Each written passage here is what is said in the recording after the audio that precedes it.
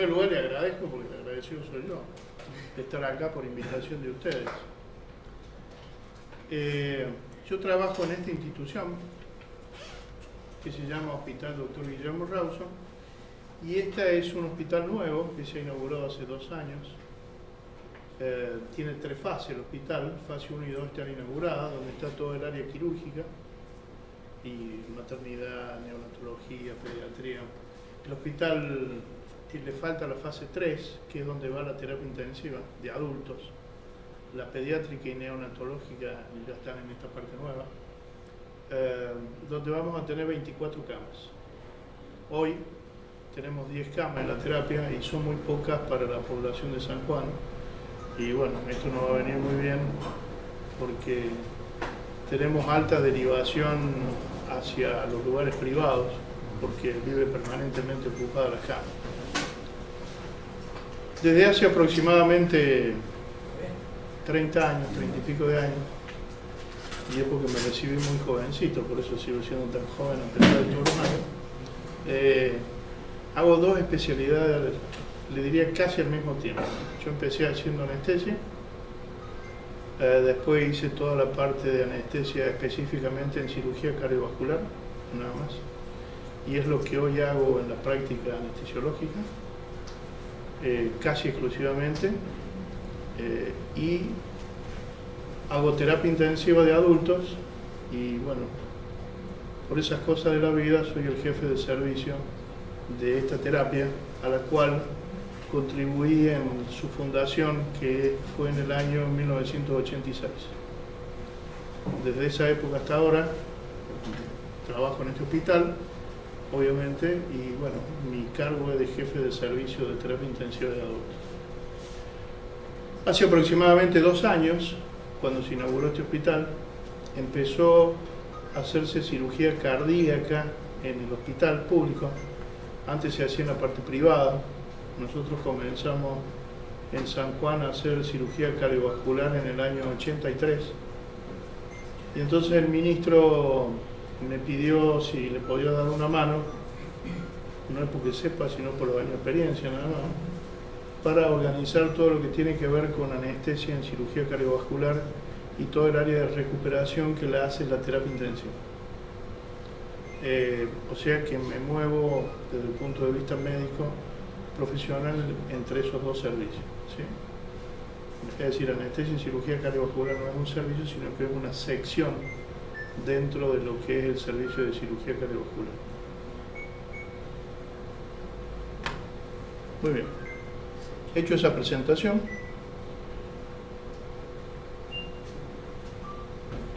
no pasa. ¿Por qué no pasa?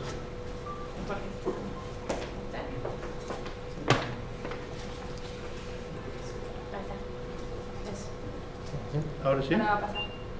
Con la flechita tiene que Gracias. ¿Te puedes dejar el grabador acá para que vaya grabando? Otro precio. Sí, pero no entiendo. Muchas gracias. Esta es nuestra terapia intensiva. Ediliciamente, les repito, la inauguramos en el año 86, o sea que tiene muchos años, y es como un auto viejo, como una carcasa vieja con motor nuevo. Y me refiero a que la infraestructura tecnológica que tenemos es de muy buen nivel, pero bueno, estamos dentro del ámbito de un lugar ediliciamente que ya tiene sus años. Tenemos estos monitores que son B650, bueno, voy a decir la marca, yo no los vendo, son General Electric, y este ventilador que es un Engstrom General Electric. Acá monitorizamos nivel de sedación y de hipnosis en pacientes que están con algunas alteraciones y que queremos que estén bien dormidos, bien sedados, sobre todo por los niveles o por los modos ventilatorios que usamos, por ejemplo, pacientes estresados.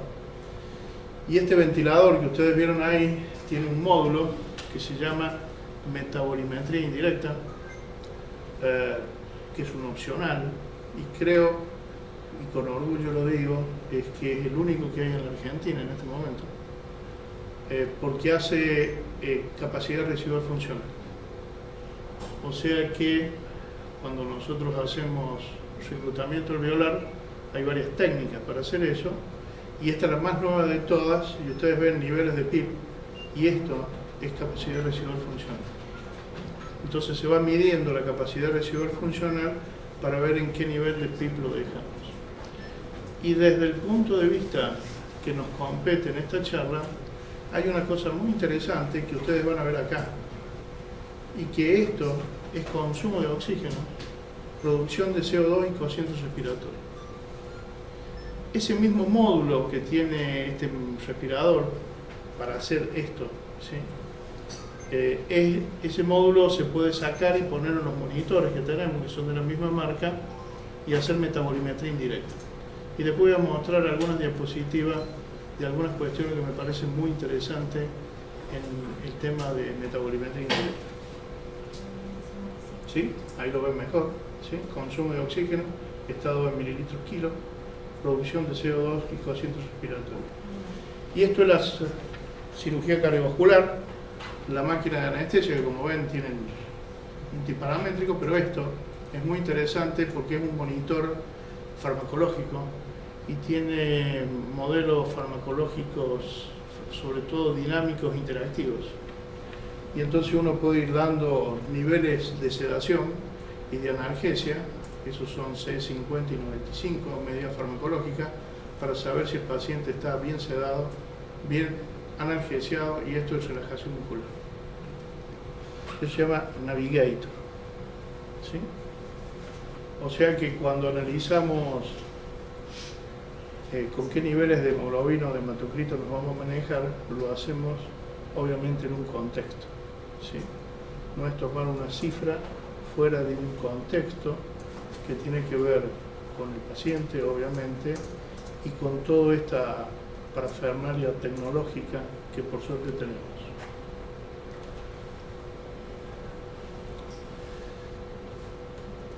Esta regla del 10-30 o del 30-10 es una regla que se ha tomado como otro de los tantos mitos de la medicina, y como creo que a los humanos nos gusta mucho la magia, entonces es un número mágico.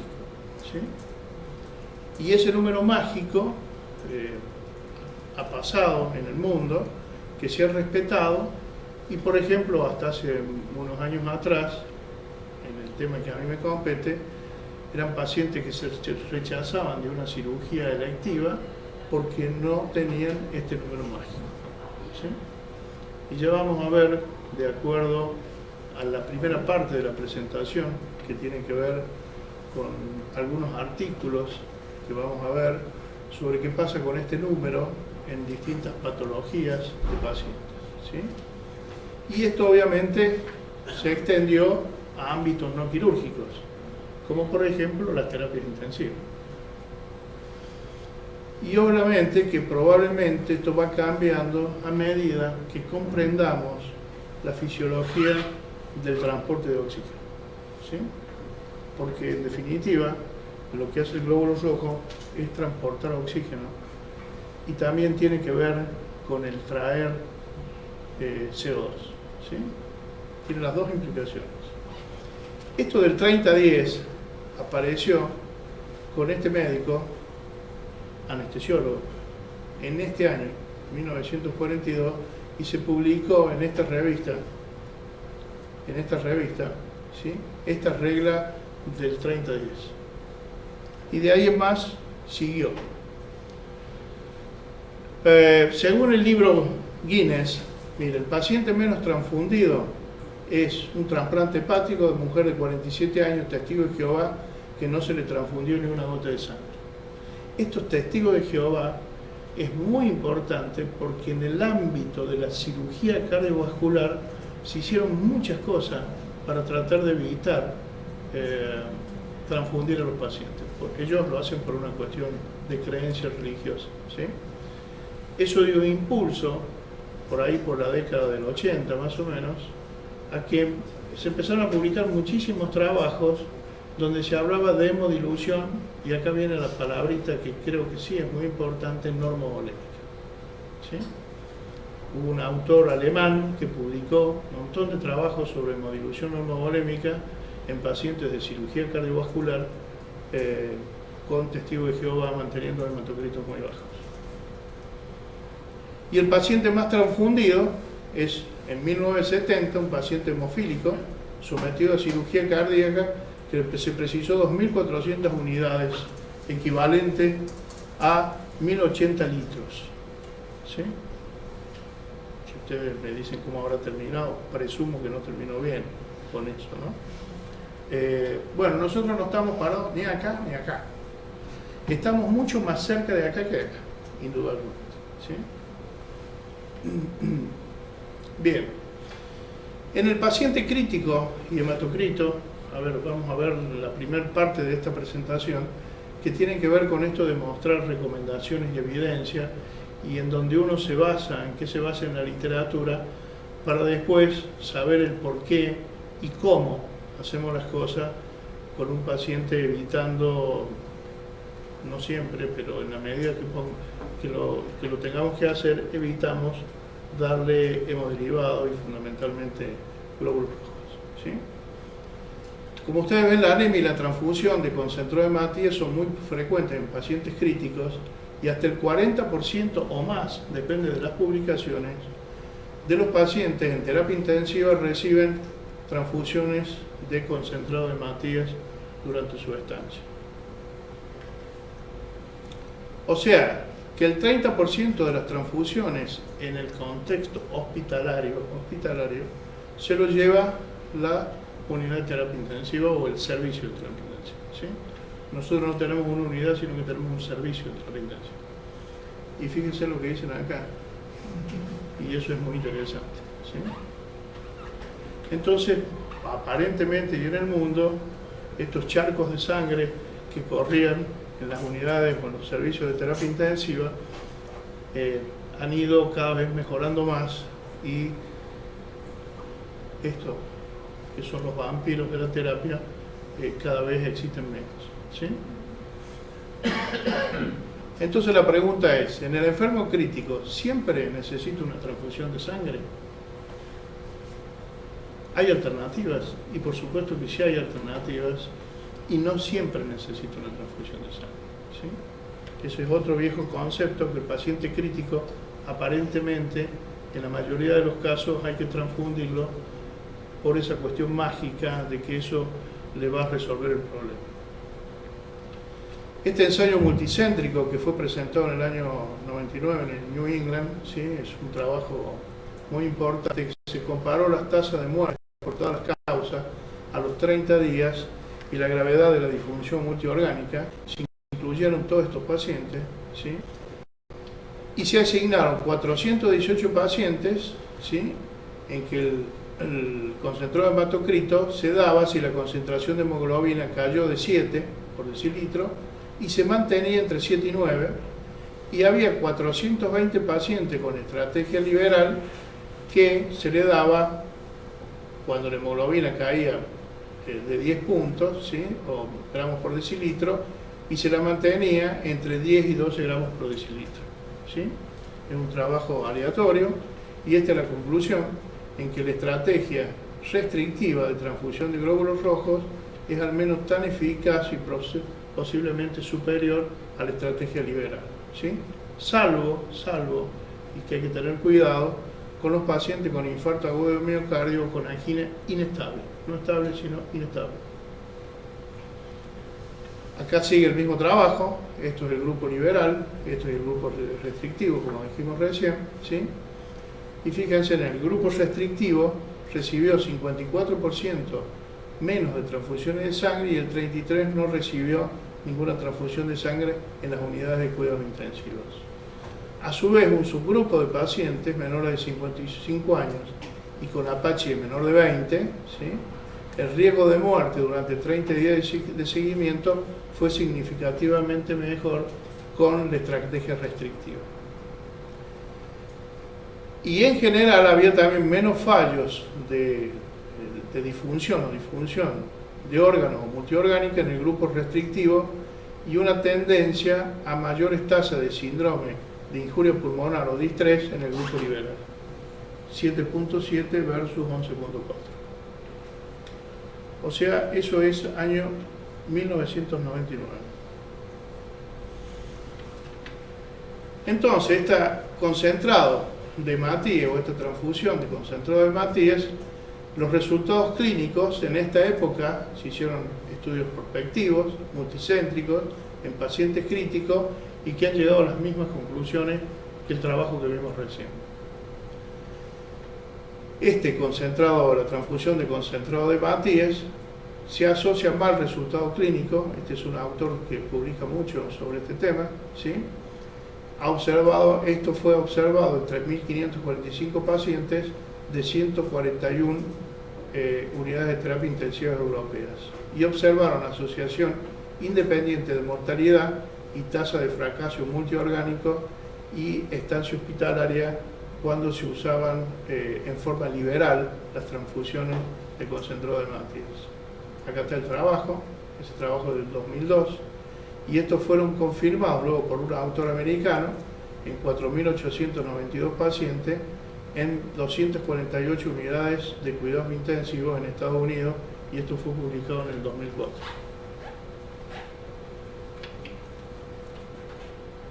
Acá se hace una revisión sistemática de la literatura, año 2008, que aparece publicada en el Critical Care. Ahí se analizaron esa cantidad de pacientes críticos y las conclusiones es que nuestro análisis sugiere que los pacientes adultos en unidades de cuidado intensivo, trauma, cirugía y las transfusiones de glóbulos rojos se asocian con una mayor morbilidad y mortalidad, y por tanto las prácticas actuales de transfusión pueden requerir una reevaluación, ¿sí? O sea que todos los trabajos van por el mismo camino o tienen los mismos resultados. La utilización de umbrales de hemoglobina inferiores versus mayores para transfundir glóbulos rojos. Esa es la pregunta. ¿Es mejor? Bueno, existen evidencias que no es así, y la conclusión es la comparación que con altos umbrales de hemoglobina, o sea, mayor de 8 gramos, se asocia a menos unidades de células transfundidas sin asociación negativa en mortalidad, morbilidad, recuperación funcional o duración de la estancia hospitalaria. O sea, que acá mantenían los niveles de hemoglobina entre 7 y 8. Este trabajo es de ahora, de 2013, de enero del 2013.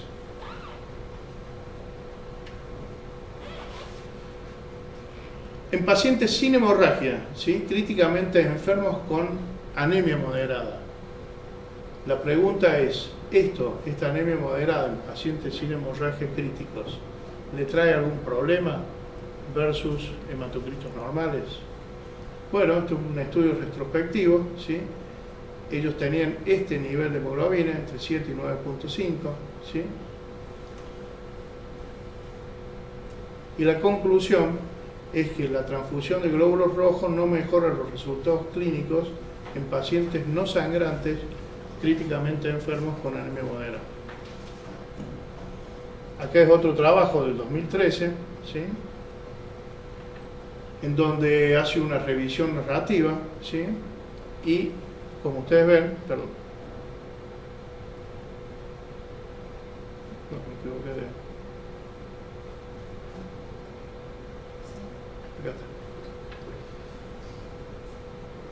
está. Este trabajo ha demostrado consistentemente que ofrece una ventaja a la supervivencia cuando las concentraciones de hemoglobina exceden por encima de 7 gramos, pero por debajo de 9 gramos por ciento, ¿sí? O de, gramos por decilitro. Esto fue publicado ahora en el 2013. Todo eso está, lo tienen ustedes, ¿no? Sí. Si después quieren consultar toda esta bibliografía. Otro estudio sobre los resultados clínicos de la transfusión, ¿sí? Dos estudios prospectivos, el 1 y el 2 que están acá, uno del 2007, otro del 2004, y una reciente revisión del 2008 en el Critical Care, han fracasado en demostrar beneficios consistentes de la transfusión de glóbulos rojos en pacientes anémicos isquémicos. De hecho, la mayoría de los estudios documentan un aumento de la morbimortalidad tras la transfusión de concentrado de Matías.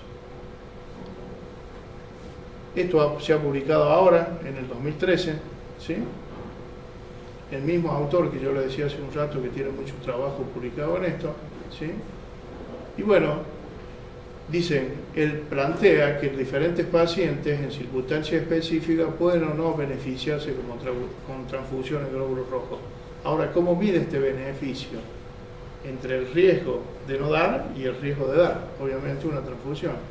Bueno, él plantea que toda esa decisión debe tomarse al lado de la cama del paciente y debe basarse en estas características que tiene el paciente, como la edad, enfermedades cardiovasculares, datos fisiológicos, marcadores de perfusión, etc.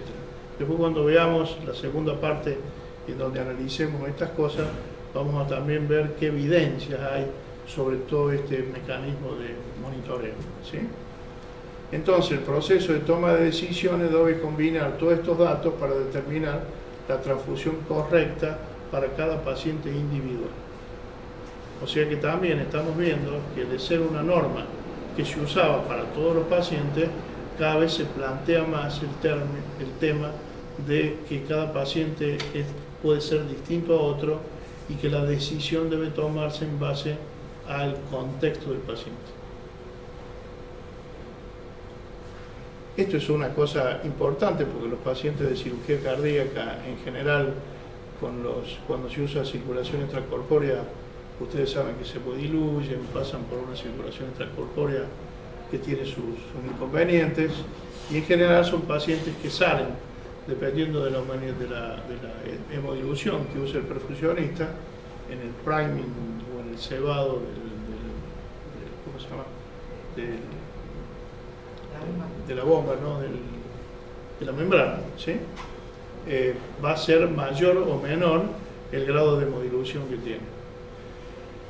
En el servicio donde yo trabajo, lo que hacemos, o lo que hace el perfusionista, es se llena el cebado, ¿sí? Con los oxigenadores de membrana, y luego de llenarlo, le sacan una parte, cuando canulan la parte venosa, ¿sí? Le empieza a sacar del cebado una parte del llenado del cebado y le deja un cebado mínimo para que no se hemodiluya tanto, ¿sí? Y en realidad los hematocritos que vienen en circulación extracorpórea, comparados con los hematocritos con un alto cebado, son muchísimo más altos, ¿sí? Bueno, este es los niveles de hemoglobina y concentrado de Matías en pacientes sometidos a cirugía cardíaca, que es un estudio observacional prospectivo, ¿sí? Y aquí ven hematocritos menor de 8 o igual a 8.9, y que son los cirugías de bypass o reemplazo valvular cuando tenía hematocritos por encima de 8.9, y si se transfundieron 0 o igual o 4 unidades de paquete de glóbulos rojos, ¿sí? Las conclusiones son que las concentraciones de hemoglobina baja y transfusión en pacientes sometidos a cirugía cardíaca se puede asociar con una mayor morbilidad y mortalidad, y esto tiene mucho que ver fundamentalmente en este tipo de pacientes, ¿sí? En los pacientes coronarios, que hay que seguirlos muy de cerca cuando los hematocritos son bajos, porque así como tienen problemas en sus arterias coronarias, tienen problemas en todo su árbol arterial, ¿sí? Son arteriópatas, y hay que tener mucho cuidado, no solamente con isquemia miocárdica, sino con la isquemia cerebral, ¿sí? Pero no vieron beneficio cuando la hemoglobina estaba por encima de 9 gramos por decilitro, ¿sí? Ustedes saben que los pacientes coronarios, cuando tienen lesiones severas de las coronarias, el árbol distal, a donde está la estenosis, está totalmente vasodilatado. Entonces el mecanismo de autorregulación no existe más y se vuelve muy dependiente de la presión de entrada y la presión de salida de la arteria coronaria, ¿sí? Que depende de la presión de entrada de la diastólica, de la presión arterial diastólica, y la presión de salida de la presión de fin de diástole del ventrículo izquierdo, ¿sí? Entonces, los problemas de hipotensión arterial diastólica o los problemas a veces de hematocrito bajo hace que puedan los pacientes hacer isquemia, ¿sí?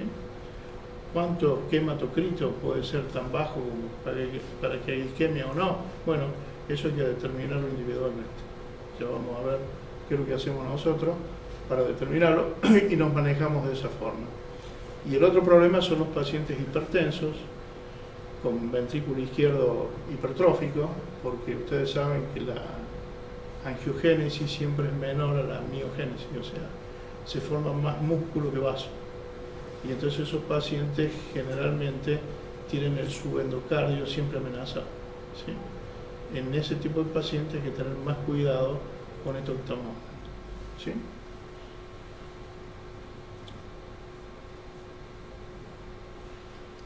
Esto también de cirugía cardíaca electiva, eso es ahora del 2010, ¿sí? Y los resultados, que la concentración de hemoglobina se mantuviera en un promedio de 10.5 en el de estrategia liberal y 9.1 en el de estrategia restrictiva, y no han visto resultados, no han visto diferencias entre uno u otro, ¿sí? Esto es, me gustó el comentario que hace, ¿sí? Esto es de Grecia, yo no conozco los hospitales de Grecia, no sé si alguno los conoce, pero le tengo mucho respeto a los griegos, porque son los padres de toda la cultura occidental, ¿sí? Así que genéticamente deben estar mejor preparados que los argentinos, ¿sí? Por lo menos. Y dice que una estrategia de transfusión perioperatoria restrictiva no aumenta la morbimortalidad por todas las causas en 30 días, en comparación con el enfoque liberal en pacientes sometidos a cirugía cardíaca. Esto apareció en el año 2011. Y bueno, y así podemos seguir. Esto en el 2012, esto es en Brasil, ¿sí? En un año, ¿sí? Tomaron pacientes con circulación extracorpórea, ¿sí? Esto en el INCOR, que es el Instituto del Corazón de Brasil, ¿sí? Un total de 512 pacientes, ¿sí? Y ellos dicen que los pacientes transfundidos presentaron un mayor número de complicaciones clínicas graves en el postoperatorio en comparación con los pacientes no transfundidos, ¿sí? Y que en un análisis punto variado, la edad, la obesidad, la isquemia miocárdica perioperatoria, la enfermedad valvular, etcétera, etcétera, ¿sí? La duración de la circulación extracorpórea se asoció independientemente con la mortalidad, ¿sí? O sea que la transfusión de sangre, ¿sí? Se asocia independientemente con la mortalidad. A mayor transfusión de sangre, mayor mortalidad. Obviamente que son pacientes más complejos, ¿sí?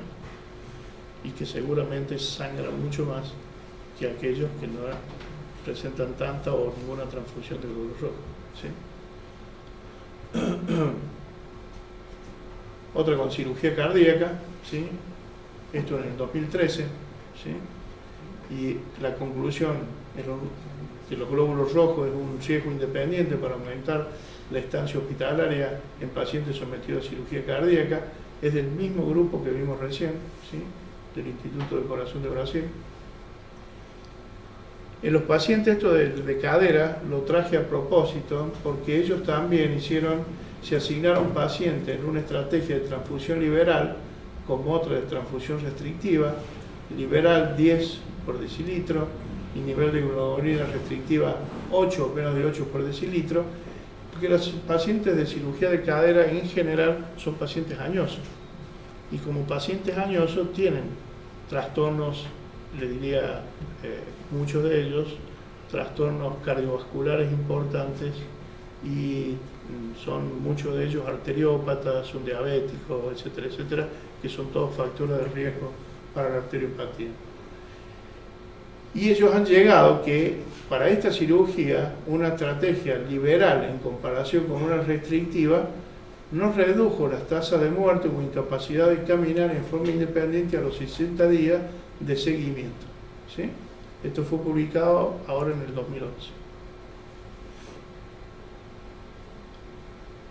Como ustedes ven, yo hago cirugía cardiovascular, no son todo de cirugía cardíaca más o menos, ¿sí? Pero creo que es un lugar, o le diría, es un servicio, o son pacientes que son muy especiales y si en estos pacientes da resultado las transfusiones restrictivas, obviamente en otra población de pacientes que tiene muchos problemas a lo mejor mucho menos problemas, sobre todo desde el punto de vista cardiovascular, que ellos, sin ninguna duda que van a tener buenos resultados. En 110 pacientes con síndrome coronario agudo o angina inestable sometidos a cateterismo cardíaco, esto ya está marcando algo que es angina inestable, y no es lo mismo manejar un paciente con angina inestable que con angina inestable, ¿sí? Y ellos sí han visto, ¿sí?, que la transfusión liberal, o sea, igual o mayor de 10 gramos por decilitro, tenían mejores resultados que la estrategia restrictiva, ¿sí? En lesiones cerradas de cráneo, yo le voy a leer las conclusiones nada más, ¿sí? No hemos podido detectar una mejora significativa de la mortalidad con una estrategia liberal en comparación con una restrictiva, ¿sí? Fíjense, en estrategia restrictiva, hemoglobina de 7 y mantenido entre 7 y 9, y estrategia liberal, hemoglobina de 10 y mantenido entre 10 y 12. En la lesión cerebral aguda, ¿sí?, que esto se publicó ahora en el 2013, ¿sí? Esto me parece que no tiene más, ¿sí? Con hemorragia subaracnoidea, accidente cerebrovascular o trauma moderado a grave de cráneo, ¿sí?, que a menudo desarrollan anemia y requieren transfusiones de glóbulos rojos, ¿sí?, dice que el detonante adecuado sigue siendo poco claro y hay una diferencia de cómo se transfunden a estos pacientes. Es decir, este es otro grupo de pacientes que mágicamente, cuando presentan un hematocrito un poco bajo, enseguida se le pide una transfusión de sangre porque se cree que eso va a mejorar la morbimortalidad a nivel del sistema nervioso central. Y eso no es así, porque no está probado en ningún lado. En pacientes sépticos o sepsis grave, ¿sí?, trabajo del 2012, de estos pacientes 38.6 recibieron transfusión de sangre, el nivel medio de hemoglobina de 7.7, más o menos 1.2. Los pacientes transfundidos tuvieron mayores tasas de mortalidad en el hospital a los 28 días y una mayor duración de la estancia hospitalaria.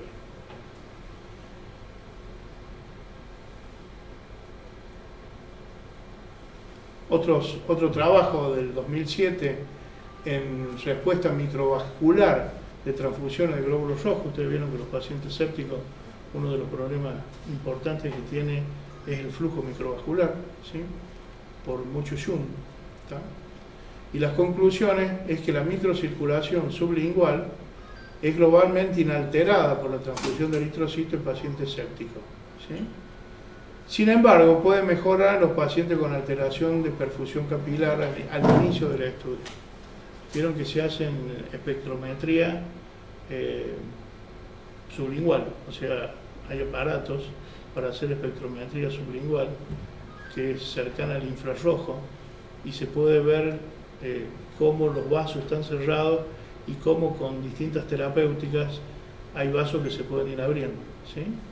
Hay fotos que lo pueden buscar en internet donde se ve muy pocos vasos abiertos en pacientes sépticos, y después, por ejemplo, de hacerle nitroglicerina endovenosa, que tiene una liberación de óxido nítrico interesante, se ven cómo empiezan a perfundir, cómo se abren otros vasos y empiezan a perfundir, ¿sí?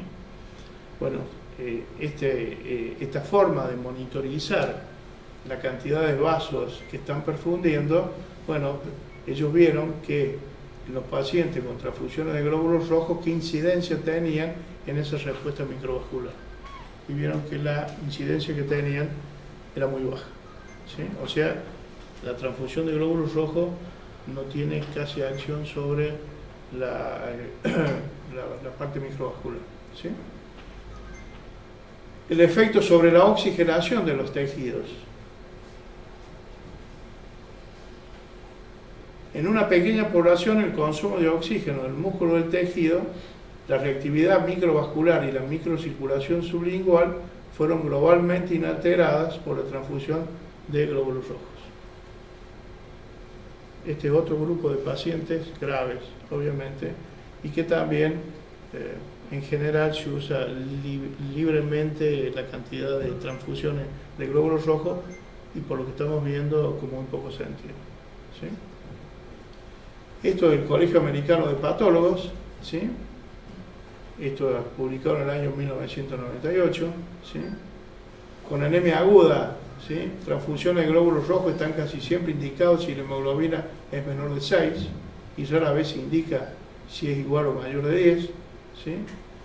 Y con anemia crónica son casi siempre eubolémicos, y eso, vuelvo a repetir, es una palabra muy importante, la eubolemia, porque los pacientes que sangran agudamente no se mueren porque les faltan glóbulos rojos, sino que se mueren porque les falta volumen.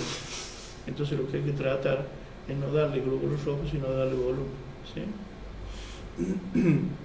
Bueno, ustedes ven que estas son las indicaciones o las recomendaciones que tiene el Colegio Americano de Patólogos. Está la Sociedad Americana de Anestesiología, la ASA, ¿sí? Y ellos también tienen su protocolo en el año 2006. Hemoglobina de 6 entre 10, la evidencia de isquemia de órgano, clase y cantidad de sangrado, el volumen intravascular, el riesgo que tiene el paciente debe considerarse y adecuar la transfusión, si es que le hace falta, de acuerdo a todo esto, ¿sí?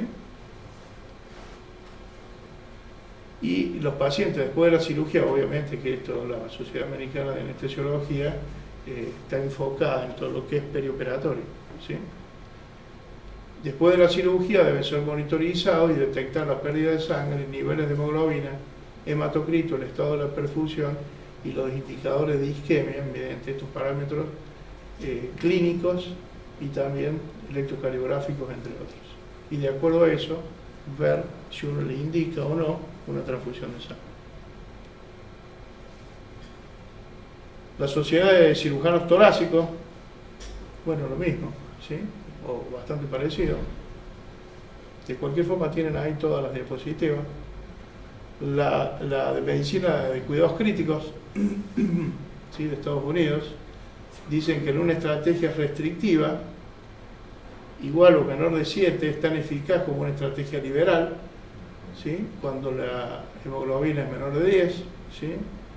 En ventilación mecánica o pacientes traumatizados en estado crítico, enfermedad cardíaca estable, transfundir solamente si la hemoglobina es menor de 7, riesgo de lesión aguda o síndrome de dificultad respiratoria, hay que tratar de evitar por todos los medios la transfusión de sangre, porque estas transfusiones están ligadas a esta patología. También en pacientes transfundidos muchas veces hacen injuria pulmonar, ¿sí? En la sepsis debe evaluarse en forma individual, ¿sí? Las necesidades respecto a la transfusión de glóbulos rojos. La lesión cerebral, ningún beneficio en una estrategia de transfusión liberal. Y la hemorragia subaracnoidea debe evaluarse individualmente y los niveles óptimos para indicar transfusión no se conocen en esa población. La Sociedad Italiana de Medicina Crítica, de Medicina de Transfusiones, perdón, ¿sí? Bueno, ellos ven de acuerdo a la hemorragia aguda los niveles o los porcentajes de pérdida de sangre, ¿sí? Y obviamente recién empiezan a indicar cuando el porcentaje es alto, pero esto hay que hacerlo posterior al paciente, a darle volumen, y si es una anemia aguda hay que ir a buscar dónde está sangrando y cerrar la canilla, ¿sí? Porque de nada vale darle volumen o darle lo que le den si sigue saliendo por otro lado, ¿sí? La Asociación Americana de Bancos de Sangre tienen estas recomendaciones, ¿sí? Y acá tienen ustedes el cuadro de acuerdo a todo lo que hemos visto. Los patólogos, la ASA, ¿sí? Esto era ST, era Sociedad Torácica de Cirujanos, la Sociedad de Medicina Crítica, la italiana y la de Banco de Sangre, ¿sí? Y ustedes ven los niveles de hemoglobina en general cuando la transfusión es ineficaz, menor de 8, no veo de acá. Menor de 8, ¿sí? Hemoglobina menor de 8, menor de 7, menor de 8, menor de 7, ¿sí? Acá es cuando hay dudas, en esta parte de la tabla. ¿O anda mal el botón? En esta parte de la tabla, ¿sí? Y acá son lo que se debe considerar y la monitorización que se debe hacer. O sea que, como ustedes ven, el tema del 30-10 o del 10-30, como quieran llamar, no tiene ningún sentido. Y por último, en todo esto que estamos viendo de presentar la literatura internacional, ahora ha salido publicado en el 2013 en la revista inglesa, ¿sí?, que dice que ese documento pretende resumir la bibliografía actual, esto es de ahora, de 2013, de transfusión de glóbulos rojos en los pacientes críticos y proporciona recomendaciones para apoyar a los médicos su práctica día a día. Bueno, y empieza, ¿sí?, diciendo que la anemia en la terapia intensiva es una cosa muy frecuente, etcétera, etcétera, que ya hemos visto, ¿sí? Ahí tienen la recomendación y la calidad de los estudios. Lo más importante es tener una recomendación 1 y una calidad A, y no van a haber ninguno que tenga eso, ninguno. Habla de cuidados intensivos en general, ¿sí? Número de transfusión no debe exceder los 90 gramos por litro en la mayoría de los pacientes en estado crítico, 1B. Bueno, esas son alternativas que tienen que ver con la EPO y con el hierro. En las injurias pulmonares o en la insuficiencia cardíaca, ¿sí?, dice qué es lo que puede pasar con una sobrecarga de hemoderivados, ¿sí?, y aparte qué otras cosas tienen los pacientes, como por ejemplo hipogluminemia, sobrecarga de líquido, etcétera, grado 1D, ¿sí? Hay que tener mucho cuidado con el equilibrio de fluidos en los pacientes que pueden hacer insuficiencia cardíaca, grado 1D. En el desarrollo de disnea agudo con infiltrados pulmonares, lo que decíamos recién, injuria pulmonar, ¿sí?, dentro de las 6 horas de la transfusión se debe evaluar cuidadosamente e ingresar a un área de terapia intensiva de estos pacientes, y los elementos adversos relacionados con la transfusión deberían investigarse adecuadamente. 1D, duración de los glóbulos rojos, esto todo lo publica esta revista, ¿sí?, en la septicemia, ¿sí?, hemoglobina entre 70 y 90, 1B. En los cuidados neurocríticos, ¿sí?, también 90, ¿sí?, en la lesión cerebral traumática, 2D en pacientes con hemorragia subaracnoidea, esos niveles de hemoglobina 2D, en enfermedades isquémicas del corazón que sufren un accidente cerebrovascular mayor a 80, y en pacientes anémicos críticamente enfermos con angina estable, mantener hemoglobina por encima de 70, pero siempre menos de 10, y en los de estéter, el winning de los ventiladores, realmente no está indicada la transfusión de sangre. Bueno, hasta ahí es donde nos basamos, ¿no es cierto?, para, entre otros, porque hay un montón de trabajo, donde nos basamos en la literatura para decir que el viejo concepto del 10-30 no existe más.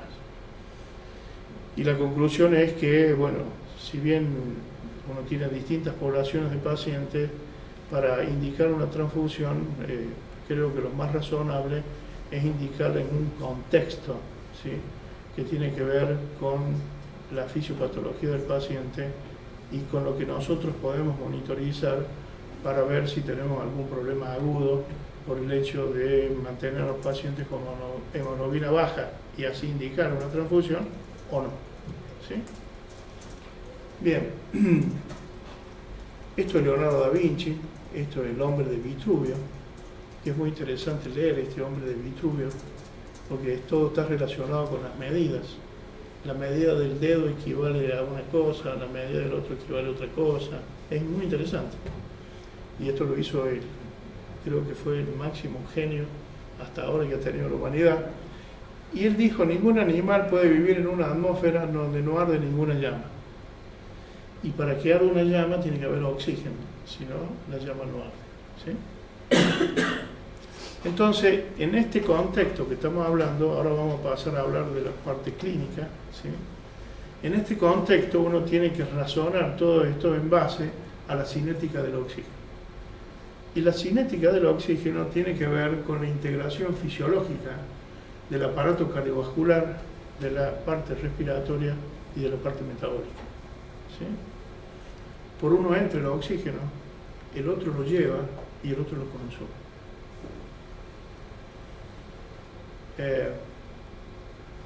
aparentemente, en la evolución de las especies, los organismos unicelulares se manejaban por difusión simple, ¿sí? A medida que los organismos empezaron a ser pluricelulares, la difusión simple empezó a hacer una cosa que no podía mantenerse más, justamente porque los organismos empezaban a organizar tejidos, órganos, etcétera, etcétera, ¿sí? Ese mecanismo tenía que ser cambiado por algún otro mecanismo que sea mucho más eficaz. Y ahí empieza a surgir, en los organismos pluricelulares, empieza a surgir todo lo que es el sistema cardiorrespiratorio, ¿sí? Entonces, nosotros tomamos oxígeno del ambiente, a través de la ventilación lo llevamos al alveolo, a través del transporte de gases a nivel alveolo-capilar van a los capilares, y a través de la bomba cardiocirculatoria lo llevamos a los tejidos. Entonces, este oxígeno lo llevamos hasta la mitocondria, ¿sí? Que es donde se produce la fosforilación oxidativa y una cantidad de ATP que hace que podamos estar acá, ¿sí? Y por otro lado, saca los desechos metabólicos. Entre uno de ellos, el CO2. Y ustedes saben que el CO2, cuando sale de la célula, pasa al plasma, del plasma pasa al glóbulo rojo, del glóbulo rojo se forma bicarbonato más hidrogenión, el bicarbonato sale, el hidrogenión queda y entra cloro para mantener la neutralidad eléctrica, ¿sí?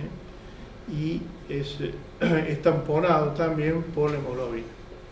O sea que el glóbulo rojo también está implicado en el transporte de bicarbonato y del oxígeno que no se ha consumido hacia el pulmón, ¿sí? Obviamente que el oxígeno no consumido no va a producir ninguna alteración, pero el CO2 sí va a producir mucha alteración, porque ustedes saben que es un ácido volátil y que normalmente se eliminan por día entre 15.000 y 17.000 mil equivalentes. Por eso una apnea, por más corta que sea, enseguida los pacientes hacen acidosis respiratoria, ¿sí? Entonces fíjense en la importancia del glóbulo rojo. O sea que la oxigenación arterial va a depender de la ventilación alveolar, de la perfusión y esta relación BQ fundamental, si existe o no mucho Shun a nivel pulmonar y si existe o no alteraciones en la difusión. Más la presión inspirada de oxígeno, el consumo de oxígeno, el flujo total y la hemoglobina. Y esto es lo que pasa a nivel pulmonar con una cascada de oxígeno que va desde el aire ambiente hasta la mitocondria. ¿Y por qué esa cascada? Bueno, van a ir leyendo acá, ¿sí? Que la cascada es por la presión que ejerce la presión de agua, ¿sí? Entonces por eso hay una ecuación que se llama ecuación de gases, en donde claramente se ve por qué motivos cae, ¿sí? La presión de vapor de agua, y bueno, y así va haciendo esa cascada hasta que llega a la mitocondria, y ahí se produce, como dijimos, la fosforilación oxidativa, la respiración celular y la producción de ATP, ¿sí? O sea que vivir es hidrolizar ATP y sobrevivir es sintetizar ATP. Pero si no llega oxígeno, no vamos a poder sintetizar mucho ATP y obviamente vamos a poder hidrolizar muy poco ATP, ¿sí? Y de ahí la importancia que tiene el oxígeno. Somos animales aeróbicos, ¿sí? Este es el consumo, ¿sí? En mililitros minutos metro cuadrado con un intervalo normal, el cociente de extracción de oxígeno y esto que después vamos a ver, que es el lactato en sangre, y vamos a razonar sobre uno de los parámetros que tenemos que tener en cuenta cuando querramos ver toda la problemática de la oxigenación a nivel tisular, ¿sí?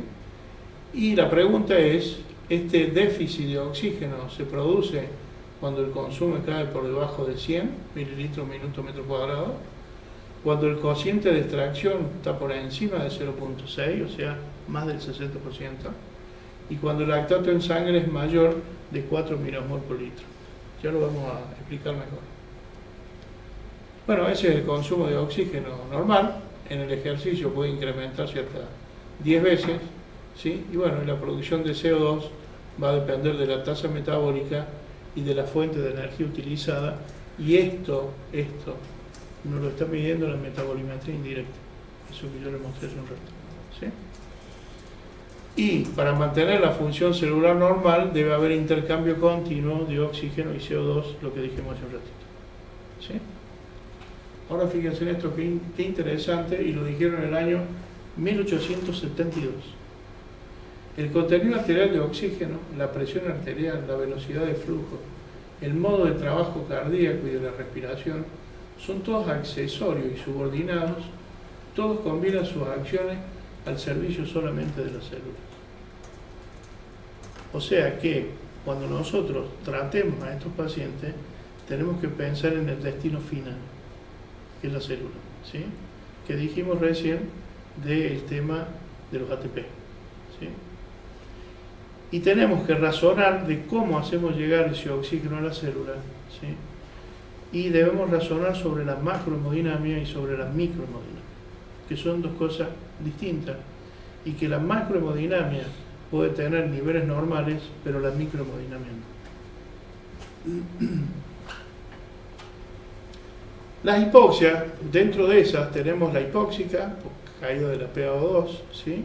La estásica, por falta de transporte, por caída del gasto cardíaco, la anémica, falta de transportador, hemoglobina, y la histotóxica.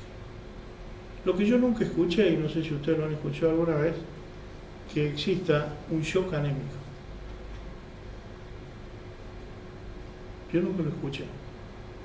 Porque si desde el punto de vista fisiopatológico, shock es un desbalance entre aporte y entrega de oxígeno, y tenemos distintos tipos de shock, ¿por qué no tenemos un shock anémico? ¿Sí? ¿Existirá el shock anémico? Es una pregunta, yo no la sé contestar esa pregunta, ¿sí? Pero bueno, se la dejo para que ustedes la piensen y la contesten algún día, ¿sí? Bien. Entonces, en las medidas generales para revertir la hipoxia tenemos todo esto, ¿sí? Entre todo esto tenemos esto. Por eso es muy simplista pensar que porque yo le doy una transfusión de glóbulos rojos el paciente va a mejorar. Si yo hablo de pacientes críticos porque es lo que hago yo, ¿no? Es muy simplista ese pensamiento. El paciente tiene un montón de alteraciones y una de ellas es la cuestión reológica de la sangre, pero tiene muchas otras, ¿sí? Y uno escucha, bueno, le demos un glóbulo rojo que con eso va a mejorar. Si fuera tan fácil la medicina, no estaríamos acá. Entonces, el objetivo del paciente crítico es mantener o restablecer el transporte de oxígeno y normalizar la oxigenación de los tejidos. Porque si esto no lo hacemos y pasa un tiempo, enseguida podemos entrar en disfunción orgánica múltiple y muerte, ¿sí? Por eso tiene mucho que ver los tiempos de reanimación, ¿sí? Esto es lo que estamos viendo, ¿sí? Ustedes saben que la disponibilidad de oxígeno va a depender del índice cardíaco, de la hemoglobina, de la saturación y del oxígeno disuelto en sangre, que es muy poco, es 0,003 mililitros por cada 100 de sangre, ¿sí? Esto va a los tejidos consumen, de acuerdo al metabolismo que tengan, una cantidad determinada y el resto viene por el lado venoso. Y esto es muy importante porque vamos a ver la relación que hay entre esto y esto cuando monitorizamos al paciente. Esto es la disponibilidad de oxígeno, índice cardíaco por contenido arterial, y esto es el contenido arterial, ¿sí? De estos dos parámetros, el más importante es este, lejos. Si nosotros, ¿no?, vamos a poner el número que figura en todos lados, si el consumo de oxígeno es de 250 mililitros, si nosotros tuviéramos un gasto cardíaco de 85.000 mililitros, o sea, 85 litros, si ustedes lo multiplican a los 85 litros por el oxígeno disuelto, 8 por 3, 24, le da 240 mililitros. Nosotros no necesitaríamos hemoglobina. Por supuesto que ese gasto cardíaco es imposible de tenerlo, ¿sí? Pero quiere decir que yo puedo bajar mucho el contenido arterial de oxígeno, pero si yo lo suplo con aumento del índice cardíaco, puedo equilibrar al paciente. Y eso es lo que veíamos de los pacientes que están sangrando, ¿sí? Eso es lo que ocurre. El consumo de oxígeno es la diferencia entre el contenido arterial menos el contenido venoso por el índice cardíaco. Lo que veíamos recién. Uno va, los tejidos consumen y el otro viene, ¿sí? Y el índice de extracción, que es el otro punto muy importante a tener en cuenta, es el cociente entre el consumo y la disponibilidad de oxígeno. Esto es lo que ocurre normalmente. Este es el consumo de oxígeno, está en mililitros, minutos, metros cuadrados, ¿sí? La disponibilidad y el consumo, y generalmente nos manejamos acá, ¿sí?, en este plató, en donde que por más que nosotros aumentemos la disponibilidad de oxígeno, o al revés, viceversa, vaya bajando de ciertos límites la disponibilidad de oxígeno hasta un punto que ya vamos a ver, estamos en una zona independiente con un metabolismo aerobio. Pero llega un momento que la disponibilidad baja tanto, ¿sí?, que ya entramos en una zona dependiente, el consumo va a depender de la disponibilidad y podemos entrar en metabolismo anaerobio, ¿sí? Entonces, lo que uno tiene que tener claro es dónde se da este corte o si estamos cerca de este corte. Y por supuesto que en los pacientes críticos y en los estados de síndrome de respuesta inflamatoria sistémica, como por ejemplo en el shock distributivo, esta pendiente se corre hacia la derecha. Es decir, que con una disponibilidad más alta podemos entrar en metabolismo anaerobio. Pero acá hay otras implicancias que también tienen que ver con el flujo microvascular y que tienen que ver con la función de la mitocondria. Por eso lo van a ver ahora como síndrome microcirculatorio, síndrome de distrés microcirculatorio mitocondrial, ¿sí? Bueno, obviamente que el consumo de oxígeno no es fijo, y sino que va a depender de muchas cosas, ¿sí? En los pacientes críticos esto es lo normal, esto está en mililitros, minutos, kilo, ¿sí? Esto es lo mismo, el consumo. Y van a ver que acá tenemos el normal, que está alrededor entre 3 y 4 mililitros kilo, consumo normal de oxígeno, condiciones basales, y nosotros podemos, o el paciente puede disminuir su consumo, como por ejemplo los pacientes sedados y analgesiados o paralizados en una terapia intensiva, y lo que veíamos recién con el monitoreo del índice biespectral, que es el BIS, ¿sí?, o pacientes hipotérmicos. Y para allá, o sea, el consumo empieza a aumentar, ¿sí?, y al aumentar el consumo, obviamente que esta curva que veíamos recién se empieza a correr a la derecha. Si aumenta mucho el consumo, vamos a tener que aumentar mucho la disponibilidad, porque si no, con una disponibilidad que para un paciente que no está estresado, ¿sí?, no entra en el VO2 dependiente del DO2, ¿sí?, vamos a necesitar una disponibilidad muy alta para que no entre en esa zona dependiente de la disponibilidad, ¿sí? Fíjense en cómo, con distintas patologías, cómo el consumo de oxígeno empieza a aumentar. Esto es el índice de disponibilidad normal, ¿sí?, va por la arteria, ¿sí?, el índice de consumo, ¿sí?, la extracción, ¿sí?, que dijimos recién, que era VO2 sobre DO2, 0.25%, y eso es lo normal, y obviamente el resto viene por acá, ¿sí?, viene por el lado venoso. Y esto es interesante porque si ustedes quieren sacar por fórmula extracción de oxígeno va a depender del contenido del oxígeno menos el contenido venoso sobre el contenido arterial de oxígeno. ¿Sí? Bien, y eso le lleva a hacer una ecuación. Hay monitores que usted le pone los parámetros y se lo hace directamente. Pero hay una forma mucho más fácil y que realmente da tiene muy buena correlación, que es hacerlo así. Si ustedes tienen un paciente con un saturómetro, ¿sí? Entonces ven qué saturación arterial tiene, si tiene una vía central que está puesto en la aurícula derecha, o tienen un SWAM, bueno, si tienen un SWAM venoso mixto, como ya vamos a ver, le hacen la diferencia sobre la saturación arterial. Si ustedes tienen, para hacer números redondos, saturación arterial de 100, venosa mixta de 70, tienen 30. Dividido 100, 0,3. La extracción es del 30%. Es muy rápido de hacerlo. Y eso se puede evaluar fácilmente en la cabecera del paciente, o en los pies del paciente, porque cuando hacemos revista sana estamos en los pies, por eso digo los pies. ¿Sí? Muy bien. Ahora supónganse que el índice de disponibilidad sigue siendo igual, pero aumenta el consumo de oxígeno. Y esto no cambia. ¿Sí? Por fórmula, la extracción va a ser 300 sobre 600, aumento al 0,5, ¿sí? O sea, el 50%. ¿Sí? Obviamente que lo que viene va a ser mucho menor. Porque si recién era el 25% de la arterial, lo que venía por el lado venoso era mucho más alto que si extrae el 50%. ¿Sí? Ahora bien, si el índice con esta extracción que vimos que estaba aumentada aumenta al doble, podemos mantener en la normalidad la extracción.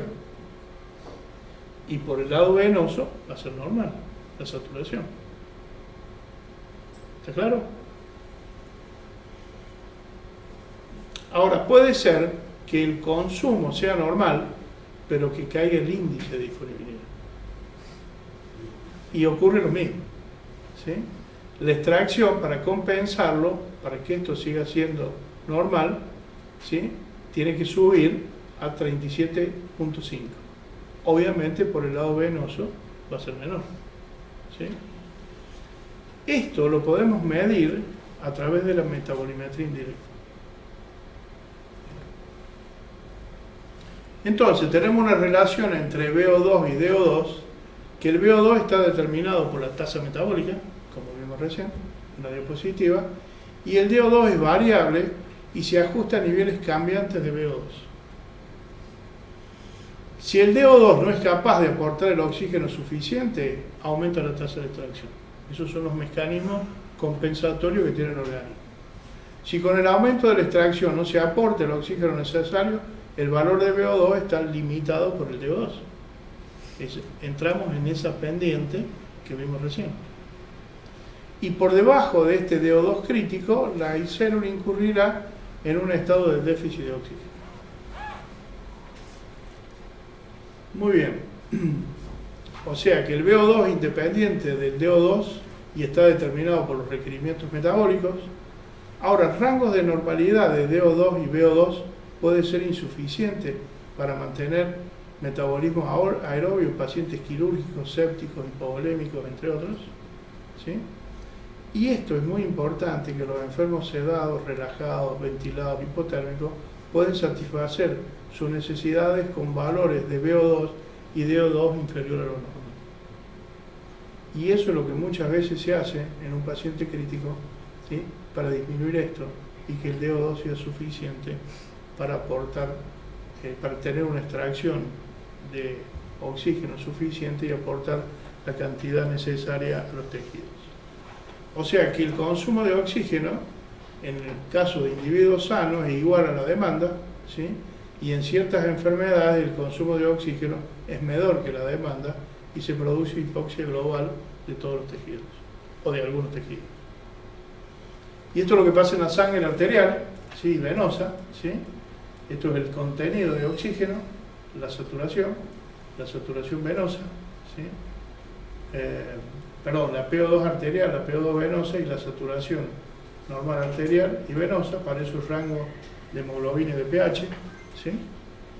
Porque ustedes saben que la saturación depende mucho de la PO2 y de dónde está puesta la curva de disociación de la hemoglobina, que está a la derecha o a la izquierda, ¿sí? Y fíjense en ustedes DO2 e índice cardíaco para distintos niveles de hematocrito y de hemoglobina. O sea que a medida, esto es lo normal, a medida que empieza a caer el hematocrito y la hemoglobina, fíjense cómo tiene que empezar a aumentar el índice cardíaco para mantener la normalidad. Hay pacientes que esto lo pueden hacer y hay pacientes que no. Acá tenemos hipermetabolismo, metabolismo normal e hipermetabolismo y cambio del índice cardíaco para mantener DO2 normal frente a anemia progresiva, ¿sí? Acá tenemos niveles de hemoglobina y niveles de hematocrito con una PO2 igual o mayor de 80 milímetros de mercurio y fíjense en la curva que a medida que va cayendo la hemoglobina, ¿sí?, cómo tiene que aumentar el índice cardíaco para irla compensando.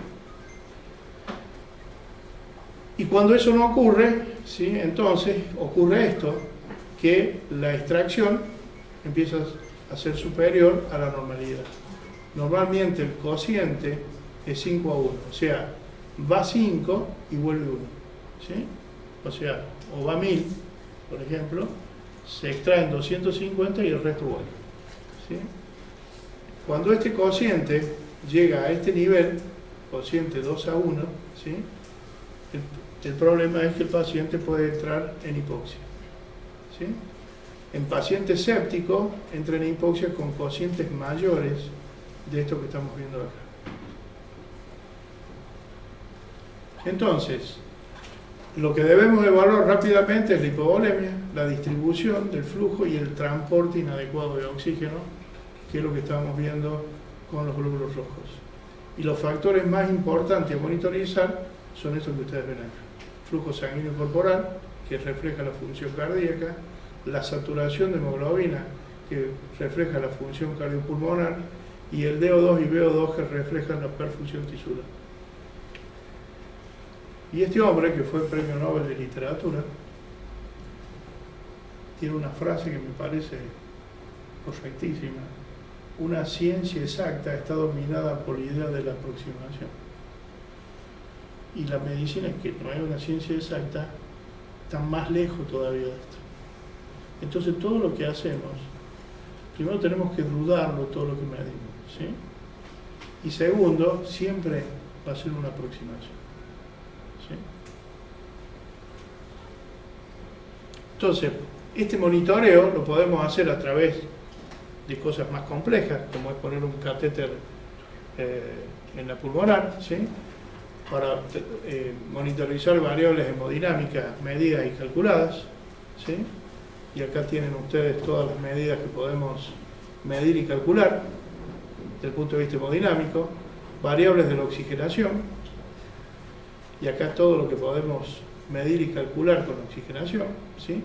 Y ustedes ven acá disponibilidad, consumo y extracción de oxígeno.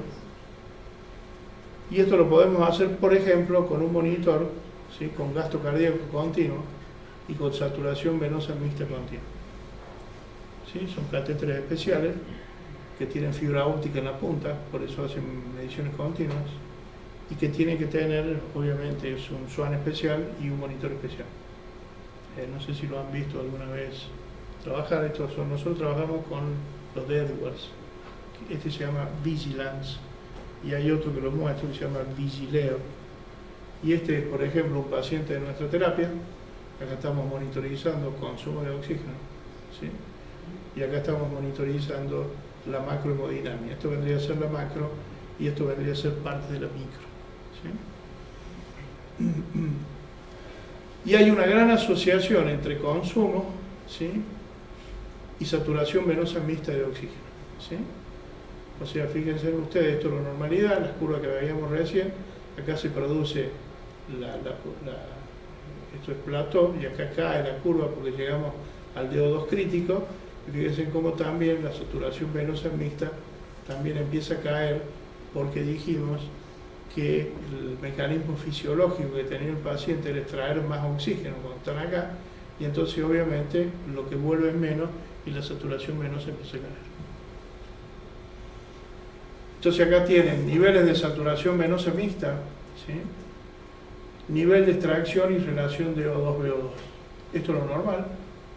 Entre menos de 75, pero más de 50, extracción compensatoria, aumento del VO2 o disminución del DO2, eso es lo que uno debe pensar. Menor de 50, pero mayor de 30, agotamiento, o sea que el VO2 ya empieza a ser mayor que el DO2. Entre menor de 30 y mayor de 25, un nivel de extracción escasa y el VO2 es mucho mayor que el DO2, y acá se produce muerte celular. Esto es lo que yo les decía, porque para hacer esas mediciones que veíamos recién, se tiene que usar un SWAN que no tiene sus problemas también. Pero hay otra forma de hacerla, que es a través de un set que se pone en central, cerca de la aurícula derecha, y que también vienen aparatos, ¿sí? Porque es un set especial que tiene fibra óptica y que le monitorizan saturación venosa central en forma continua y le hace gasto cardíaco porque hace un análisis de la curva de presión arterial, ¿sí? Este es el que usa para hacer la curva de presión arterial. Esto va conectado a una arteria, ¿sí? Y acá, bueno, y el set, lo que no se ve acá es el set que se usa para monitorizar saturación venosa central continua. ¿Hay diferencia entre la mixta y la continua? Sí, sí hay diferencia, ¿sí? La mixta es siempre un poco más baja que la continua. Pero lo bueno que tienen las dos es que la tendencia de la central es exactamente igual que de la mixta. Y cuando uno monitoriza, debe monitorizar tendencias, ¿sí? Y ustedes ven acá normoxia, ¿sí? Línea de punto venosa mixta, línea llena venosa central. Normoxia, ¿qué es lo que pasa? En el sangrado, ¿qué es lo que pasa? Fíjense cómo cae la saturación, ¿sí? Cuando uno le da volumen, en la hipoxia, normoxia, hiperoxia, ¿sí? Pero lo importante es que la tendencia es exactamente igual de la mixta con la central. Acá tienen otro ejemplo, ¿sí? En un paciente séptico, fíjense cómo cambian en el mismo sentido. Y entonces, de acuerdo a la condición clínica, uno puede asumir que la saturación venosa mixta o la medición de la central, como tienen el mismo cambio, si uno está monitorizando solamente esta, porque es mucho más sencillo y mucho más barato, aparte de eso, ¿sí? Pueden llegar a conclusiones como, cuando esto está bajo, cualquiera de las dos, si aumentó el consumo de oxígeno y por eso bajó, puede ser porque el paciente está hipertérmico, dolor, etc. Y acá si está bajo, ¿sí? Puede ser, si el DO2 está bajo, puede ser porque el paciente, entre una de las cosas, es hipoxémico, ¿sí? Hipoxémico con bajo gasto cardíaco, pero cuidado que muchas veces todo esto se presenta juntos.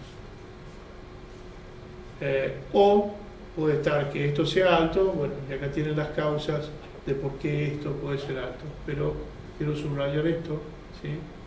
Que una saturación venosa mixta o central puede estar baja por aumento o por disminución, perdón, de la disponibilidad de oxígeno, y una de las causas puede ser la anemia. Ustedes saben, en pacientes normales, con buena función cardiopulmonar, uno puede mantener hemoglobina de 6, o 5, sin tener ningún problema por la compensación del aumento del gasto y de la extracción. Entonces, los niveles bajos de saturación venosa mixta, el riesgo de hipoxia frecuente, niveles normal o altos no descarta la hipoxia regional, la saturación central es una medida sustituta de la mixta, los datos clínicos respaldan la utilidad de cualquiera de estas dos para predecir pacientes de riesgo, y la terapia de titulación de saturación venosa central puede mejorar la supervivencia. Y este es un trabajo del Rivers, que cambió la mortalidad en pacientes sépticos con la terapia temprana y dirigida por objetivos. Bueno, y acá estamos monitorizando lo que les estoy diciendo, ¿sí? Acá tienen saturación arterial, frecuencia cardíaca, Acá tienen puesto un catéter en una arteria, ¿sí? Presión arterial sistólica y diastólica. Esta es la curva de pulmonar, porque tiene puesto un SWAN, presiones pulmonares. Esto es capnografía, curva capnográfica, y acá estamos monitorizando el consumo de oxígeno y producción de CO2, ¿sí? Entonces, entre esto y esto, estamos ya más cercanos a saber qué es lo que le puede estar pasando al paciente, ¿sí? Con esto manejamos la macrohemodinamia y con esto tenemos una visión de la microhemodinamia. Y esto de la metabolimetría indirecta, miren qué interesante. Acá ven consumo de oxígeno y producción de CO2. ¿Qué pasa cuando la actividad metabólica puede disminuir? ¿Sí? Debido a cualquiera de estas cosas. Fíjense cómo cae tanto el consumo de oxígeno como la producción de CO2. Y cuando aumenta, esta es la línea de base, ¿sí? Y cuando aumenta, fíjense cómo aumenta tanto el consumo como la producción de CO2. En pacientes sangrantes, cirugía mayor, ¿sí? El paciente viene estable y de pronto cayó el consumo de oxígeno. Esto les puede estar hablando de pérdida de volumen y les puede estar hablando que estamos en el punto crítico de la relación DO2-VO2. Y ustedes ven acá están las tendencias, ¿sí? Y ustedes ven acá VO2 y CO2, ¿sí? Acá lo tienen también en dígitos. Fíjense, el paciente sangró, cayó, el paciente se lo empezó a tratar inmediatamente y fíjense cómo sube el VO2 y el DO2. Y acá el paciente no se lo ha tratado con glóbulos rojos, se lo trató con volumen, ¿sí? Bueno, esto es las demandas de oxígeno por bacteriemia, que es otro tema. Y la pregunta ahora, ¿mejora la transfusión la oxigenación tisular? Desde la deuda de oxígeno, que por ahí podemos discutir que está mal llamada deuda, pero bueno, disminución de oxígeno, se le hace una transfusión, aumenta el transporte de oxígeno y eso está demostrado.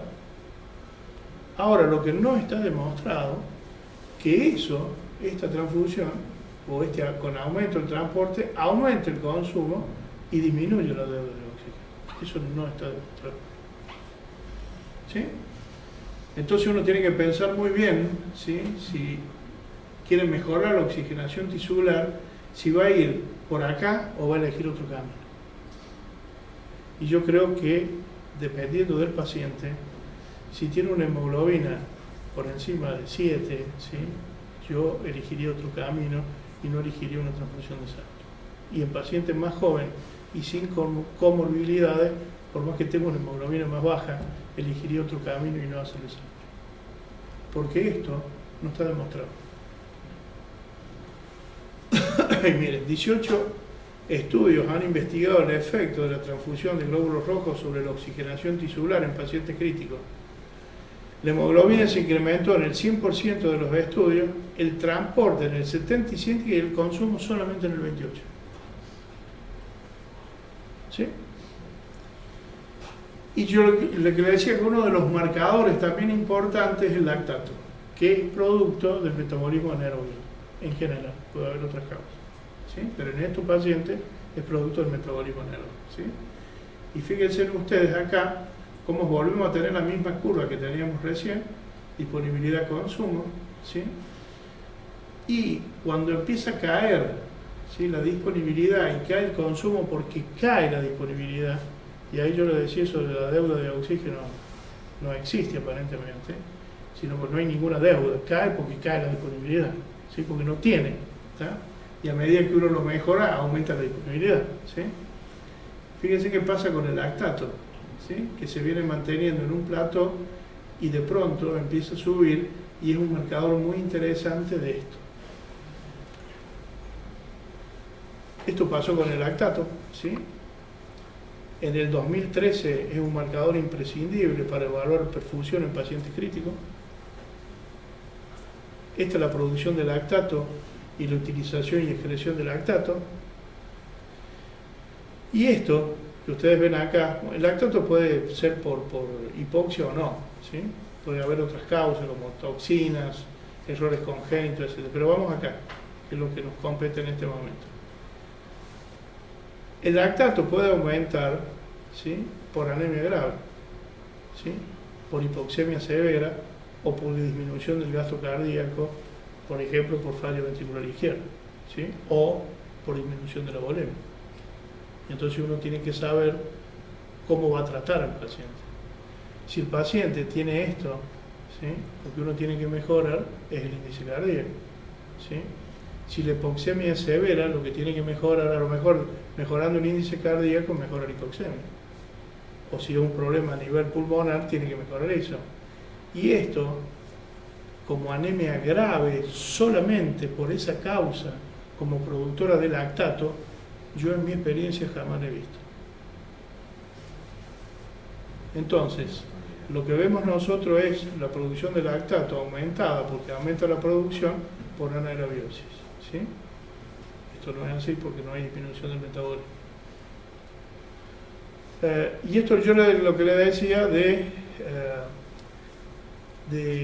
cuando la terapéutica es temprana y dirigida por objetivos, mejora mucho la supervivencia. Y este es un trabajo que ha cambiado por una resucitación temprana, y lo único que hizo este autor fue monitorizar los mismos parámetros que los muchos trabajos anteriores, pero le agregó esto, la saturación venosa central. Fue lo único que hizo. Y acá tienen el algoritmo que seguía, ¿sí? Antes se monitorizaba solamente esto y ahora se monitoriza también la saturación venosa central. PVC, PAN, diuresis, y vamos a ver el algoritmo, y seguía este algoritmo. Mejoraba la PVC con cristalóide coloide, la llevaba a un valor, mejoraba la presión arterial media, ¿sí?, con el volumen o con algún agente vasoactivo, ¿sí? Si la saturación caía por debajo de 70 y no mejoraba con esto, se podía agregar o agentes inotrópicos o, en este trabajo, transfusión de hematíes igual o hematocrito igual o mayor del 30%. ¿Sí? Y esto fue el resultado a los 28 días de, con esta terapia, cómo disminuyó la mortalidad en los pacientes, ¿sí?, del 49.2 al 33.3.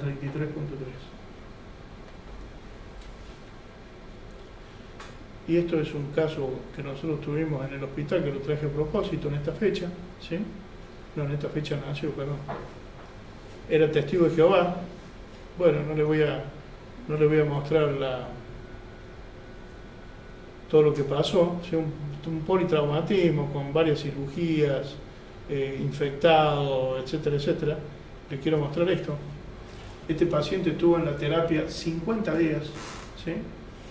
Y fíjense los niveles de hematocrito que se manejaron durante toda su estancia, ¿sí?, porque esto es día 49. Al día 51 se le dio de alta de la terapia, ¿sí?, todos estos niveles de hematocrito. Y fíjense en ustedes el lactato. Quiere decir que este paciente con estos niveles, está bien, es un paciente joven sin comorbilidades, ¿sí?, muy bien, pero con estos niveles de hematocrito, o sea, en este día tenía este nivel de hemoglobina, fíjense que el lactato se mantuvo siempre sobre valores normales. Está bien, es un solo caso, ¿sí? Testigo de Jehová en cirugía cardíaca tenemos algunos, pero bueno, hay que perder el miedo a manejarse en pacientes con hematocritos bajos mientras uno mantenga las otras condiciones que se deben mantener. Y entonces, como conclusión, la mayoría de los pacientes críticos toleran la anemia moderada sin incrementar la mortalidad. No se ha documentado una relación causa-efecto entre transfusión de concentrado de hematíes y aumento de la mortalidad en pacientes críticos. Sin embargo, sí se ha demostrado una asociación entre estas variables. Esta asociación entre transfusión de concentrado de glóbulos rojos y pobre resultado clínico es una razón importante para transfundir únicamente al paciente que lo precisa. Los pacientes críticos que más se benefician son aquellos con anemia moderada o severa y con disminución del consumo de oxígeno, ¿sí? O sea, menos indicación tiene esto todavía. El objetivo de la transfusión es incrementar la oxigenación tisular y el consumo tisular de oxígeno, pero como vimos recién, eso no está demostrado. Y el incremento post-transfuncional de la hemoglobina no significa necesariamente que se incremente la disponibilidad tisular de oxígeno y el aumento del consumo de oxígeno a nivel celular.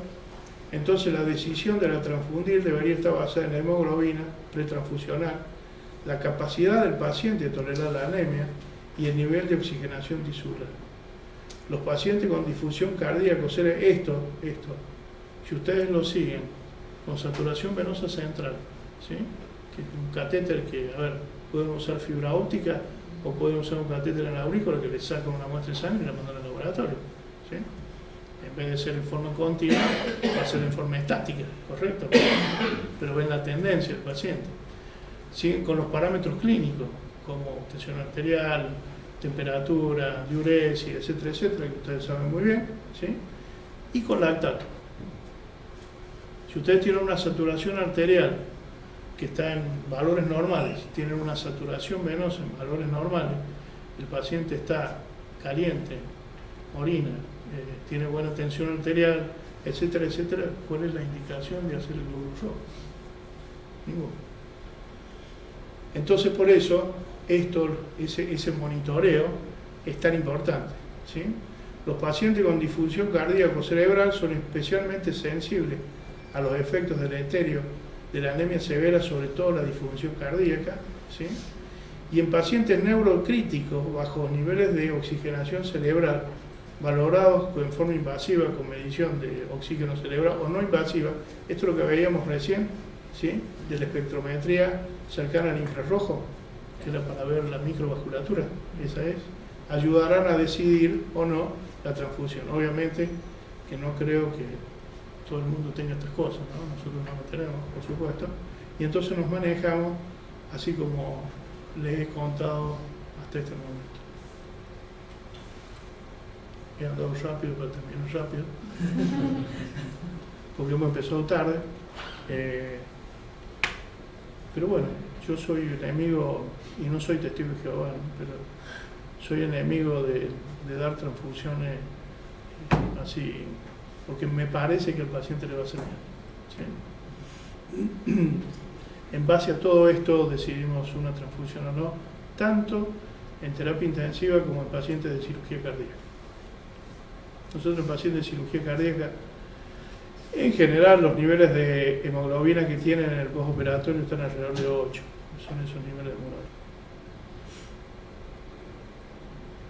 No pretendemos más. Manteniendo buen volumen y buena función ventricular, ya sea por sustancias endógenas o exógenas, porque lo podemos hacer nosotros también, con sustancias exógenas, no hemos visto problemas. Ni a nivel cardíaco, ni a nivel tisular, ni a nivel cerebral, ¿sí? Porque los arteriópatas obviamente uno supone que también tienen placas a nivel de la vasculatura cerebral, pero no hemos visto trastornos a nivel cerebral, por lo menos en forma aguda. Si tiene trastorno cognitivo en el tiempo, bueno, no lo sé. No lo sé porque no lo seguimos en el tiempo, ¿sí?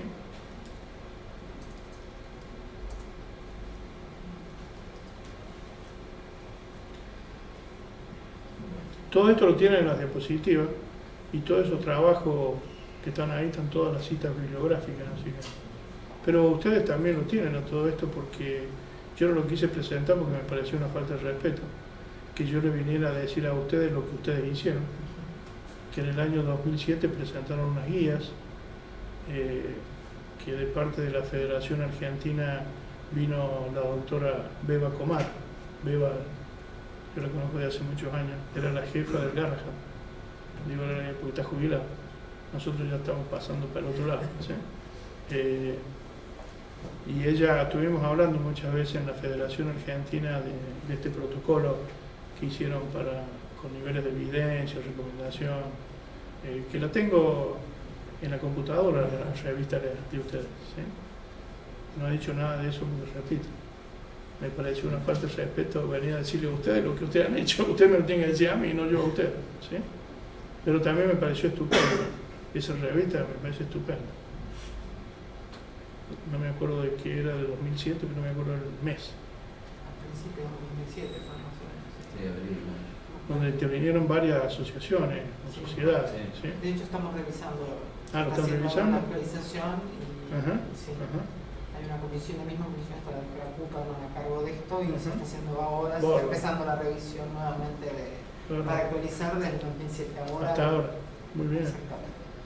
Y nosotros ahora en el Congreso Argentino de Anestesia que se hace en San Juan, bueno, va gente invitada de acá, justamente porque se hace una mesa para hablar de todo este tema.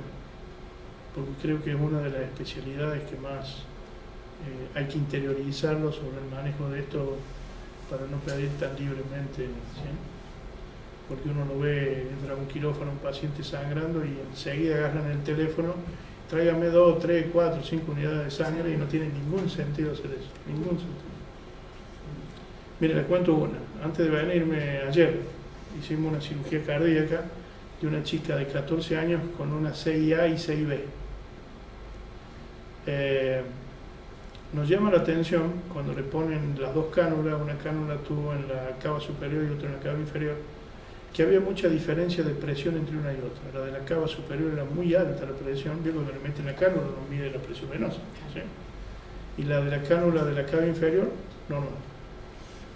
Ventrículo derecho, que teóricamente tendría que estar muy aumentado, no estaba tan aumentado, la pulmonar tampoco, pero sí la aurícula derecha.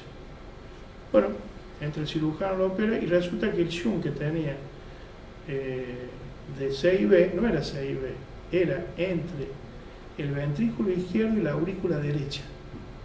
Tenía un shunt que iba por el costado de la válvula tricúspide. ¿Sí? Como venía mucha sangre por las cánulas, le pedía al bombista, al que maneja la circulación extracorpórea, que le bajara mucho, ¿sí?, las rotaciones, o sea, el gasto cardíaco, porque las rotaciones son gasto cardíaco, ¿sí?, para que no se le llenara de sangre el campo. Bueno, de pronto el oxigenador tenía, ¿sí?, es más, hasta se cayó un poco, salió un poco, muy bien. Lo interesante del caso es el siguiente, ahora paso con el tercero. El estado ácido-base, de cuando se lo empezó a reperfundir, porque tenía un gasto cardíaco tan bajo, justamente para que pudieran cerrar la 6B, que el paciente hizo una hipovolemia aguda, por más que esté en circulación extracorpórea. El lactato vino en 9.5, con 7.05 de pH. ¿Sí? No se le hizo nada, por supuesto. ¿Qué se le hizo? Obviamente se empezó a mejorar el volumen, ¿sí?, porque pudo cerrar la 6B y bueno, ya empezó a mejorar el volumen, ¿sí? Se salió de bomba, muy bien, necesitó un poco de dobutamina al principio, después nada más, y el segundo estado ácido-base, que habrá sido de ese que yo le digo de lactato 1 hora más o menos, alrededor de 1 hora 10, posterior, ya el lactato había bajado a 3.5. O sea que uno puede tener un lactato agudamente alto por esto, porque esto fue un shock hipovolémico, ¿sí?, pero si uno maneja después el volumen, el hígado se encarga solo de metabolizar. Y hay que tener mucho cuidado con el bicarbonato, porque el lactato después se metaboliza, ¿sí?, y eso puede aumentar mucho el pH. Si uno le da bicarbonato, más estos aniones que se metabolizan, puede subir mucho el pH. Pero bueno, la idea es la que le estoy contando, ¿sí? Cómo con el volumen, ¿sí?, en una anemia brusca o un shock hipovolémico brusco, cómo puede mejorar todo y mejorar todos los índices de oxigenación tisular, porque eso no está hablando de la oxigenación tisular. No teníamos medición de saturación venosa en forma continua y nada por el estilo, ¿sí? Así que bueno, entonces uno dice, ¿por qué motivo, si un paciente que viene sangrando, yo le tengo que hacer sangre? ¿Sí? Lo que tengo que hacer es poner un catéter bien grueso y pasar el volumen. Después cuando se estabilice voy a ver si le paso sangre o no.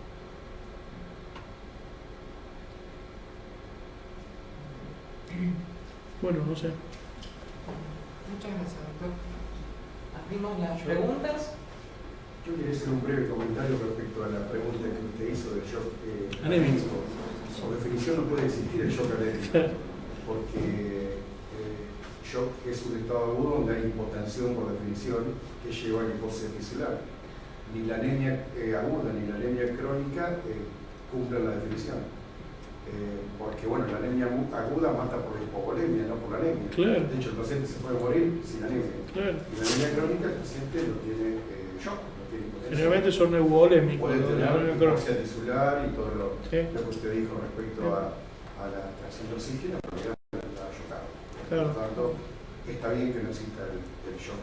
El shock anémico. Lo que pasa es que la definición fisiopatológica de shock es un desbalance entre entrega y consumo. Causada ¿sí? por hipotensión. Con una, claro, eso una sistólica menor de 90 o una disminución aguda mayor de 30 minutos de mercurio. Por lo tanto, es el desbalance motivado por hipotensión. Por lo tanto, nunca puede haber shock. Sí, sí. Por eso hay que manejar el volumen. Claro. Fundamental. Volvemos siempre a lo mismo. A ver, uno tiene que pensar hemodinámicamente en lo siguiente. La disponibilidad cayó. Bueno, acordarse de la fórmula de disponibilidad, que lo más importante es el índice cardíaco, y la función ventricular depende de la frecuencia cardíaca, ¿sí? De la precarga, de la poscarga y de la contractilidad. Si uno maneja eso, está manejando gasto cardíaco. Necesitará más precarga, más volumen. Necesitará más inotropismo, droga inotrópica, obviamente. ¿Sí? Bueno, la frecuencia en general, frecuencias tan bajas que le ocurre a un paciente que haga gasto cardíaco, yo diría que no se ve. ¿Sí? Y lo otro, la poscarga. ¿Sí? Si la poscarga está demasiado aumentada, si está muy baja, etc. Si uno tiene eso en la cabeza, no se puede manejar en la mitocondria como una... No, eso por desgracia no se puede. Pero bueno, uno trata la macrohemodinamia de esa forma. Y la microhemodinamia, bueno, tiene que ver qué cosas pueden servir para detectar que la microcirculación, porque en general los problemas mitocondriales aparentemente no están tan implicados, por ejemplo en la sepsis y todo, como los problemas microcirculatorios. ¿Sí? Entonces uno tiene que pensar más en los problemas microcirculatorios y cómo hacer para mejorarlos. ¿Sí? Bueno, una de las formas que se está demostrando con esto de espectrometría es hacer vasodilatadores. ¿Sí? Por ahí a uno le da miedo si el paciente está hipotenso hacerle vasodilatadores, pero bueno, se está estudiando todo esto, ¿no? Pero bueno, hay que razonarlo en esos términos y no en el término que tengo que llamar hemoterapia y que me traigan 3 unidades de sangre. No hay que pensar en ese término. Eso hay que dejarlo para el último. ¿Sí? Tenemos una pregunta de una persona que está Sí. conectada. Quería saber su opinión sobre los pedidos de transfusión de glóbulos rojos postquirúrgicos a aquellos pacientes con grandes colgajos en cirugías reparadoras y que con la excusa de que si no tiene más de 30 el colgajo no prende. No. Bueno, es algo que nos pasa, creo que todos lo hemos sufrido en algún momento. ¿Ocurre? Yo nunca he leído eso, nunca. Y si un colgajo, no hago eso, ya claro, pero si uno puede andar bien o no puede andar bien, yo creo que está más relacionado con la oxigenación que tiene eso, no con otra cosa. Y una transfusión, acá ya lo hemos dicho en muchos trabajos, una transfusión o 2 o 3 transfusiones, ¿por qué tiene que mejorar la oxigenación? Es más, no está demostrado que lo mejore a nivel tisular. Yo creo que una transfusión de sangre hay que dejarlo, hay que analizar el paciente, hay que ver qué tipo de comorbilidades tiene ese paciente y bueno, y qué niveles de hemoglobina tiene el paciente y qué clínica tiene el paciente para resolver pedir una transfusión. Pero que tiene que tener 30, porque si no el colgajo no prende, me parece que es mágico. Muchas gracias. ¿Vas a la pregunta? Yo una pregunta. Si no entendí mal, promedio de hemoglobina de 8 prequirúrgico, estaría tranquilo a ingresar al paciente a quirófano. Yo creo que por ahí el cirujano de alguna manera lo que quiere asegurarse, no todo por supuesto, es que tal vez transfundiendo piensa que tiene más chance de que el paciente sangre y que no tenga compromiso. Que no caiga más. Claro, entonces ahora, la pregunta es si yo ingreso con un paciente de 8 de hemoglobina y cuánto uno estaría esperando que sangre para poder solicitar una transfusión. Más allá que entiendo que se debería pedir una quirúrgico. Claro, claro. Es que uno lo va manejando por esto. Repito, una cuestión es la clínica del paciente y los antecedentes del paciente. Eso por un lado. ¿Sí? Por otro lado, manejarlo con estos marcadores. Saturación venosa que puede mandar una muestra, no es necesario tener un catéter que le pida en forma continua. El lactato, en su lugar de trabajo hacen lactato, el pHímetro tiene lactato para medir. Bueno, supóngase que no tenga lactato, muy bien. Si viene ácido, una acidosis metabólica con anión kappa aumentado y tiene clínica, ¿sí? Taquicárdico, hipotencia y todo, bueno, tiene careleón, come carne cruda, debe ser un león, ¿no es cierto? Entonces, acidosis metabólica en estas condiciones y un anión kappa aumentado tiene que ser lactato, tiene que ser anaerobiosis, ¿no es cierto? Bueno, y tratarlo en base a eso, pero no en base a un número de